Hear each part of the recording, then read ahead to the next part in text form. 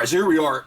Obviously, as you can see before you, we've got the retro carded Apocalypse. Just got this guy in on pre-order. I've had him on pre-order, I want to say, for the majority of the summer. I can't remember when I ordered him, June, July, something like that. And he finally showed up, got him in from Amazon, and here he is. So the card is so big it doesn't even fit on the screen completely. Of course, the card I got in is all bent up. That's fine because I'm going to open them up.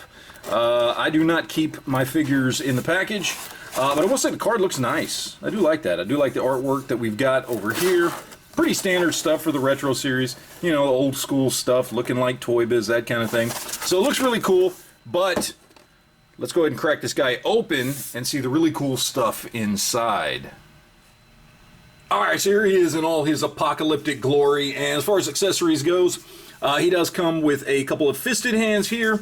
He does come with a second head. We got that one, his grimace head, I guess. And then, of course, he has his arm cannon here with the 3 cannon effects that go on the front, although kind of odd because there is a hole for a 4th effect, but it only came with 3. But, you know, I guess whatever. So, we get the cannon, we get the effects, and then, of course, it does come with the hoses for the back that plug in back here, and then into the arms, or can plug into the cannon as well. So we got the figure here, and it looks exactly as I expected it to look. It looks like a animated style retro series Apocalypse. The only thing I will say, just sitting here looking at it, that stands out is the head. Especially the blue on the head here, and it's the same on both of them. The fact that it is this darker blue, more reminiscent of that Build-A-Figure that came out, as opposed to the lighter blue that we have here on the figure. It doesn't match, and it's odd, and I'm just curious why they decided to mold it in that plastic, because you can tell they molded it in the dark blue plastic, and then painted the face on. And I don't know why. I don't know why they couldn't have molded it in a plastic that would have matched this. I think that would have looked much better, because from the side, the back, that just, I don't know, it just doesn't look right. Even going down into the neck, which is molded in the lighter plastic, and then it goes up into the head, and then it's molded in the darker plastic. So, not a lot of thought went into that. I guess they just didn't care. But, you know, it is Hasbro, so what more do you expect?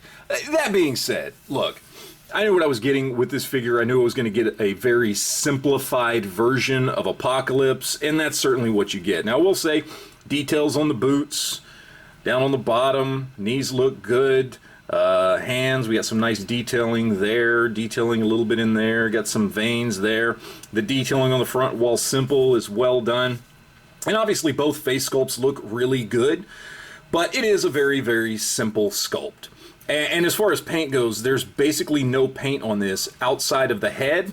And I do believe this is painted here purple, and I believe the insides of these are painted purple. Other than that, this is basically all just purple and blue plastic that's been slapped together in the quickest, simplest way possible. So there's not a lot to this figure, detail-wise, sculpt-wise, paint-wise, anything like that. There's not a lot to him. But again, I knew what I was getting into when I bought this thing. It is an animated style retro Apocalypse. So, I mean, you know, if you don't know what you're getting, then that's kind of on you at that point.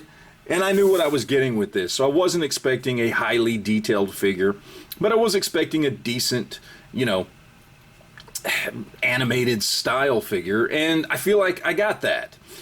So it looks pretty good. It looks solid. I'm not going to go into articulation or anything. I mean, it's basic Marvel Legends articulation, and you guys know how that goes. He does have single jointed elbows and double jointed knees and thigh swivels and bicep swivels and all that good stuff, and everything you would expect from a Marvel Legends figure. Nothing spectacular, nothing that's crazy or stands out, but certainly nothing that sucks outside of the single jointed elbows, which with a figure this big is understandable. They do that a lot and is to be expected. So what we're going to do is we're going to compare this guy to some other figures and see how he stacks up. Alright, so first up we're going to compare him to the old school Toy Biz Apocalypse, which I love this thing. I'll be real honest. I know he looks like an ape, but I really, really love this old school figure. It's a great figure. I think it holds up to this day. And while he is not as big as this newer Apocalypse, he has way more detail and a way better sculpt just in everything that he's got going on here. And I think this is actually a better figure than this is, and some people will disagree. That's fine. I personally think it is. Either way, it doesn't matter because this is still a great figure. I do like it quite a bit, even if it may not be as nice as the one that I like from Toy Biz. And that being said, that is the only other Apocalypse figure that I have. I never splurged on either of the two Build-A-Figures, although I would love the Toy Biz Build-A-Figure at some point, someday down the road. But at the moment, these will now be the only two Apocalypse figures that I have. You can't have Apocalypse without Mr. Sinister, so we've got a couple of Mr. Sinisters here on the left. We've got the old school Toy Biz Mr. Sinister on the right. We've obviously got the newer Hasbro Mr. Sinister, not the animated version, which I'm not a fan of, but the new one, and I think both these figures are solid, even though, honestly, my personal favorite is the Toy Biz. I don't know, there's just something creepier about him, and he's a little taller and a little ganglier, and he just looks more sinister. Either way, Apocalypse looks great with either of these two figures.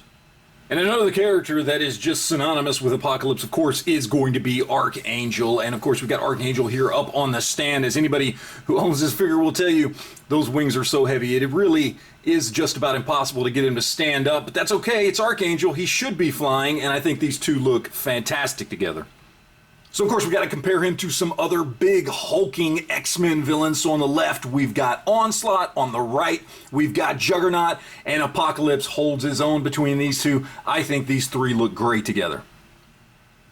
And for a sense of scale with some standard-sized 6-inch scale figures, of course, we've got Cyclops and we've got Phoenix, two characters that have their own ties to Apocalypse. A lot of stories to tell there, and this looks great. And just a quick look at Apocalypse with his arm cannon, and also, just to let you guys know, if you've got any of the pieces, if you picked up Archangel, and you've got the Apocalypse claw from that Archangel figure for the other Apocalypse Build-A-Figure, it actually does work on this guy. So now we're going to talk about price here real quick, and this guy retails for around $38. I don't remember exactly, but I picked him up on Amazon back in June or July on pre-order. So I paid under $40 for this guy, just barely. And the question you have to ask yourself is, at retail, is it worth 38 bucks? And that's kind of twofold. Yes and no.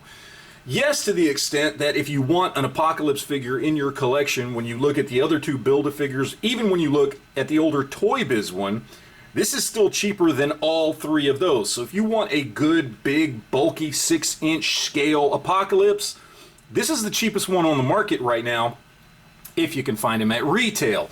I'll say no because of the fact that this guy just doesn't have a lot going on with him. This is not $40 worth of sculpt, paint, or plastic. It's just not. There are so many other companies out there giving you way, way, way more for just as much or even less. The first one that comes to mind is going to be Marvel Select with their Hulks and Juggernauts and Titanium Man and all that stuff. Much bigger characters, bulkier characters, better detail, way better paint apps. And you can get those for less than you can pick this guy up for. So from that point of view, no, it's not worth it. But hey, it's personal preference, right? Like, if you know you're overpaying for this guy and you just want him anyway, cool. Go ahead, fine, no problems there. But the biggest problem I see with this guy is going to be the fact that the pre-orders have basically all come and gone, and there's not a lot of these left out there at a retail price. So a lot of people, if you want to get this, are going to be looking to pick this up on the secondary market, whether that be eBay or wherever, and he is not going for 40 bucks on eBay. He is going for considerably more, and honestly, at that price, I would just pass. If you're paying more than retail for this guy, just walk away, because while it's cool, I like having him in my collection, there's no way I would have paid more than the $38 that I paid for him. And that includes if I'd had to pay shipping on top of that, which fortunately, because I got it from Amazon, I didn't have to. Yes, it's a cool figure. Yes, I love the X-Men animated series, and so this kind of evokes some of those childhood memories, and I do really like this figure. But I know I overpaid for it already, and I certainly wouldn't even pay more on top of that, and I don't think you should either.